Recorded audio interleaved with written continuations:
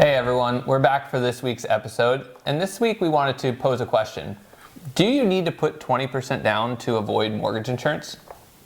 That is a great question. So the answer is no. You don't have to put 20% down. Yeah, and what we want to cover is you actually have two options when you're putting less than 20% down and buying a home. And the first option is your traditional, where you have a monthly mortgage insurance payment. And now what typically comes along with this is a lower interest rate.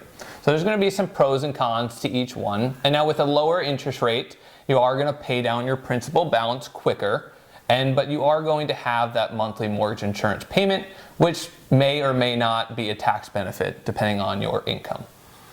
So let me pose another question. What if we did lender paid mortgage insurance where you wouldn't have a monthly mortgage insurance premium?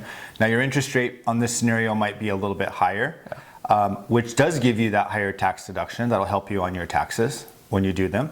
And then the other option is when you compare the payments between the lender paid mortgage insurance and the buyer paid mortgage insurance, the actual overall payment is a lot of times is less. Yeah, so pros and cons to each one of them. And like we always talk about, we want you to have options to choose the best option that is best for you.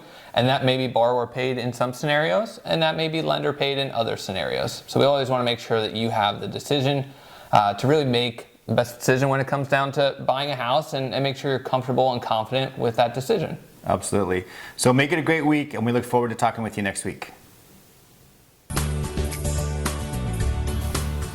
We are the Hemry-LaSalla Group.